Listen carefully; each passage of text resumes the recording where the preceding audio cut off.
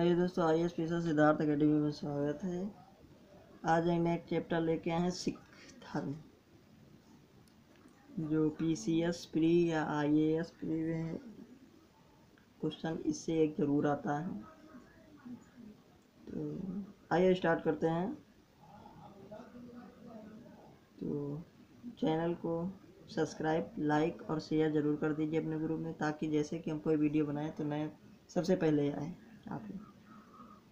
तो पहला क्वेश्चन है, पहला देखते हैं स्टार्ट। सिख धर्म की नींव गुरु नानक ने पंजाब में डाली। कहाँ पे डाली थी? पंजाब में डाली थी। सिखों का इतिहास सिख गुरुओं से प्रारंभ होता है। सिखों का इतिहास किससे प्रारंभ होता है? तो सिख गुरुओं से प्रारंभ होता है। इतिहास में कुल 10 गुरु हुए। इतिहास में कुल कितने गुरु हुए? 10 गुरु हुए। सिख धर्म कुल कितने हैं? तो 10 गुरु हैं। तो आइए स्टार्ट करते हैं। गुरु नानक 1469 से 1539 ईस्वी का जन्म। 1469 ईस्वी में तलवंडी नामक स्थान पर हुआ था। तो इनका जन्म कहाँ हुआ था? तलवंडी नामक स्थान पर हुआ था। इनके पिता का नाम कालू जी था, माता का नाम त्रत्ता देवी था, पत्नी का नाम छुलछड़ी था। तो पिताजी का कालू जी, माता जी तृप्ता थी और पत्नी छुलछड़ी जात के खत्री थे। तो ये छुलछड़ी किसके जाति के? खत्री। ठीक। इनकी मृत्यु करतारपुर में हुई थी। इनकी मृत्यु कहाँ हुई थी? करतारपुर में। डेरा बाबा उपाधि क्या थी? हजरत रब्बुल मजीज थी। इनकी उपाधि क्या थी गुरु नानक की? हजरत रब्बुल मजीज। तो ये डेरा बाबा इसमें वर्तमान समय पाकिस्तान में क्षेत्र में चला गया, करतारपुर, इसीलिए। तो ये जो भारत और करतारपुर गलियारा खुला था, तो ये डेट बहुत इम्पोर्टेंट है कि 9 नवंबर 2019 ये उसी दिन डेट खुली थी जिस दिन जो है राम मंदिर का फैसला आना था, उसी दिन ये भी फैसला आया। ठीक। तो ये डेट इम्पोर्टेंट है कि करतारपुर का जो डेरा था वो गेट कब खुला? तो 9 नवंबर 2019 को। और राम मंदिर का तो भी इसी तारीख को है। ठीक। तो अगला क्वेश्चन, क्योंकि उस समय जब राम मंदिर का फैसला था तो उस समय पाकिस्तान के द्वार पे ही पहले ही अपने देश में प्रधानमंत्री नरेंद्र मोदी थे। ठीक। अगला, सिखों के पहले गुरु गुरु नानक थे। नानक पंथ चलाया, इनके शिष्य सिख कहलाए। इनके शिष्य क्या कहलाए? सिख कहलाए। अगला, यह इब्राहिम लोदी के समकालीन थे। तो ये बहुत ज़्यादा इम्पोर्टेंट है कि गुरु नानक किसके समकालीन थे? तो इब्राहिम लोदी के समकालीन थे। इन्होंने अपने एक शिष्य लहना को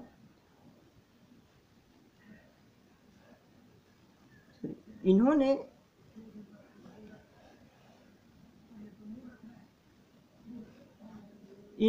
अपने एक शिष्य लहना को अपना उत्तराधिकारी बनाया, जो अंगद नाम से दूसरे गुरु बने। तो दूसरे गुरु कौन थे? अंगद थे। इनका नाम लहना था, लहना, और इनका दूसरा नाम अंगद था। ठीक। अंगद थे। तो देख लीजिए अंगद क्या करते हैं। 1539 से 1532। ठीक। तो इनका उपनाम लहना। तो अंगद का उपनाम क्या था? लहना था। खादुर गद्दी बनाई, यानी इनकी जो गद्दी थी वो कहाँ बनाई थी? खादुर में बनाई थी। लहना जी अपनी गद्दी कहाँ बनाई थी? खादुर में बनाई थी।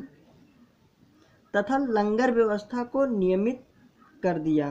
तो ये स्थायी, यहाँ से लंगर व्यवस्था जो है लहना ने स्थायी कर दी है, नियमित रूप कर दिया है। ठीक। अगला,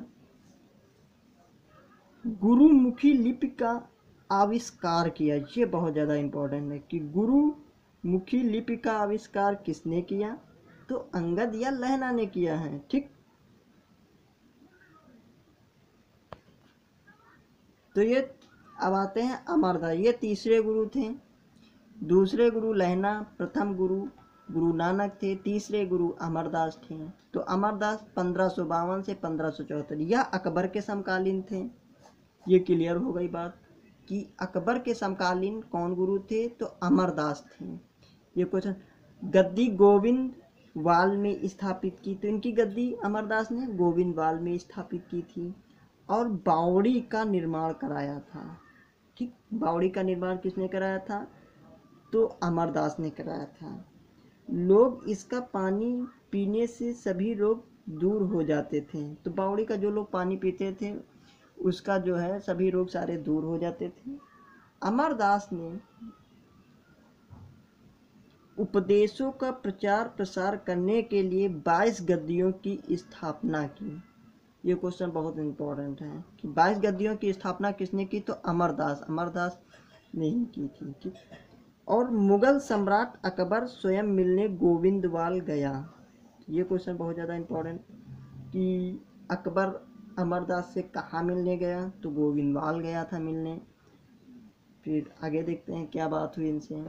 अकबर ने अमरदास की बेटी को बीबी भानी, क्या नाम था, बीबी भानी को कुछ जमीन दी। अमरदास के उत्तराधिकारी रामदास थे जो एक उनके दामाद थे। तो अमरदास के दामाद थे रामदास, वही बने उनके अमरदास के उत्तराधिकारी। और उनके एक दामाद थे जो चौथे गुरु हुए। कौन हुए, ये देखिए यहाँ पे चौथा।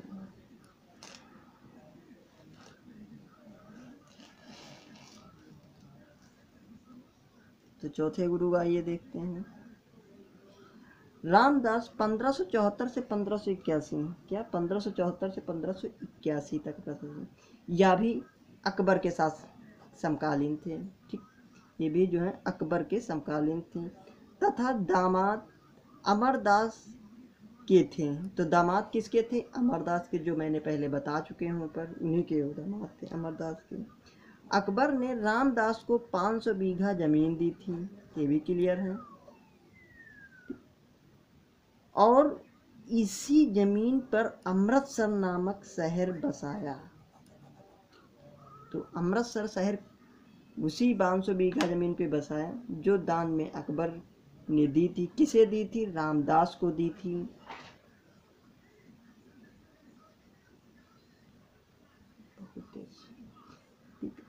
आगे, रामदास ने अपने तीसरे पुत्र अर्जुन देव को उत्तराधिकारी नियुक्त किया। गुरु का पद पैतृक बना दिया। तो गुरु का पैतृक किसने बनाया था, रामदास ने बनाया था। ठीक, आगे आते हैं। पांचवे गुरु अर्जुन देव, जो रामदास के जो तीसरे गुरु थे अर्जुन देव, उन्हीं को उन्होंने जो है अपना उत्तराधिकारी चुना और यहीं से जो है पैतृक बना दिया। गुरु का पद पैतृक होगा, मतलब वही वंश चलेगा, दूसरा कोई नहीं बने। ठीक, देखते हैं पांचवें गुरु का। तो अर्जुन देव 1581 से 1606 ईस्वी, इन्हें सच्चा बादशाह भी कहा जाता है। ठीक, सच्चा बादशाह किसे कहा जाता है, तो अर्जुन देव को कहा जाता है। इन्होंने अमृतसर एवं संतोष सर नामक तालाब निर्मित करवाए।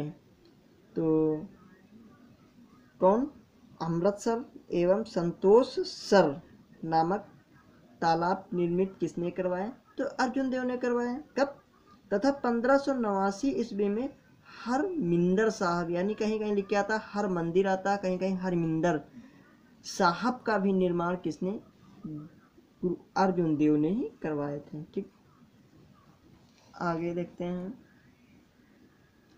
अर्जुन देव ने तरन तारण तथा करतारपुर नामक नगर का निर्माण कराया। अर्जुन देव ने तरन तारण तथा करतारपुर नामक नगर का निर्माण कराया। गोविंदपुर शहर बसाया। तो गोविंदपुर शहर किसने बसाया, तो अर्जुन देव ने ही बसाया।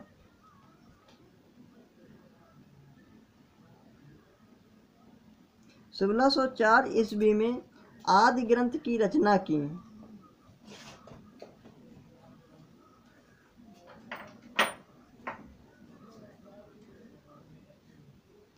क्या क्वेश्चन, 1604 ईस्वी में आदि ग्रंथ की रचना की।